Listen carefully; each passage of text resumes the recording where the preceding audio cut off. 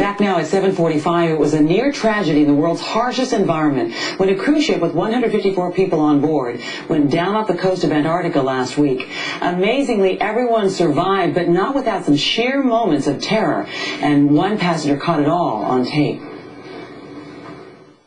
What a wonderful day. It just keeps getting better and better and better. It was supposed to be an adventure to the Antarctic. I'm standing on my ship. As far as I can see, this is incredible. Breathtaking. But on the 12th day of a 19-day cruise, the excitement turned to terror. Leaning heavily. The iceberg cut a fist-sized hole into the ship's hull, and the call went out to abandon ship. The captain has an emergency. Their floor is leaking. Oh my gosh, I'm so scared. I'm so scared. Within minutes, the 154 passengers and crew had scrambled to the muster station, where the captain tried to keep everyone calm. Which one of you went to the toilet flushing? I think this is the very professional crew on board this ship, believe me. We're abandoning ship. Outside, calm turned to controlled chaos as passengers prepared to abandon ship.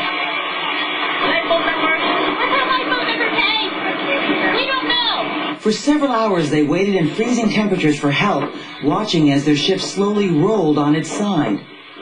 Hopefully that's our rescue helicopter. Nearby ships finally made their way to the area where all 154 people were safely rescued.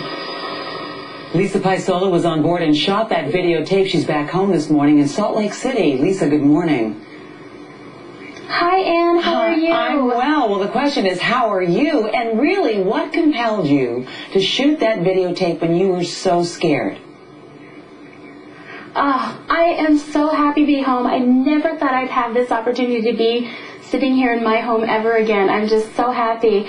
And I was shooting that videotape because I really, truly thought I was going to die. And I knew that I had a waterproof camera, which I actually have right here, that had a life jacket, I called on it, and I figured if the ship went down that this would be a way for me to let my family know what I went through and, you know, everything that happened. And so I just wanted to have a moment with my family and connect with them, and that's why I videotaped it. That is so touching that you were thinking of them in those moments when you were so afraid. When you got aboard the lifeboat and you pushed away from the cruise ship, did that inspire a little hope? And what did you endure? How many hours did you endure those icy waters?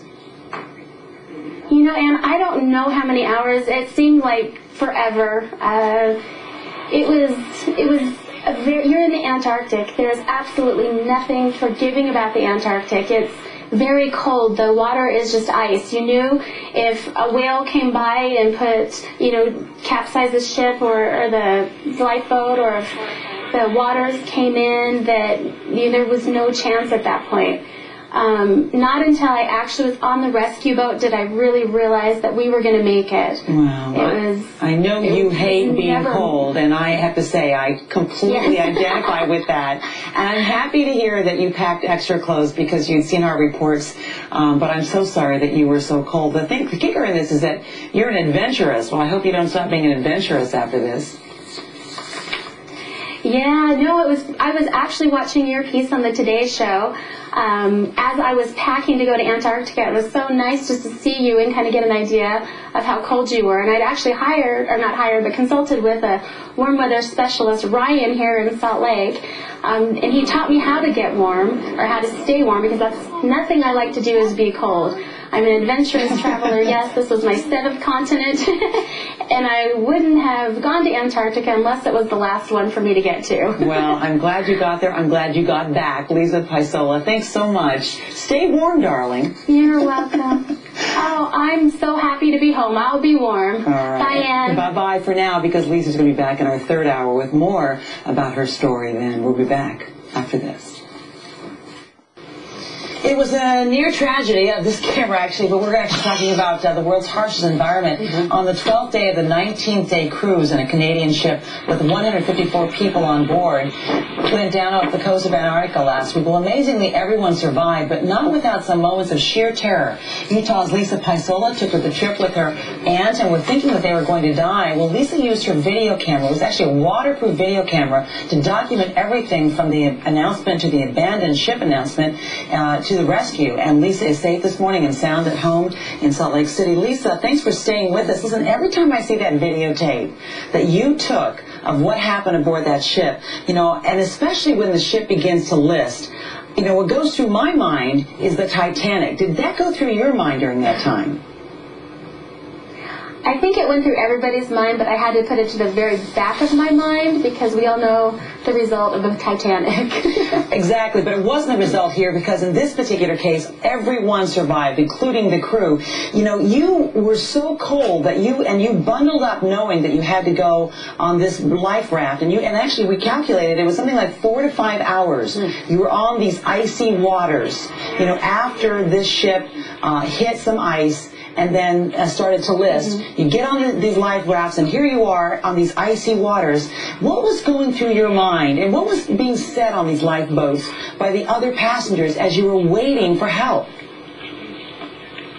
Well, you know, when you're in that situation, you don't think about the home you live in, you don't think about the cars you drive, you don't think about anything but your family.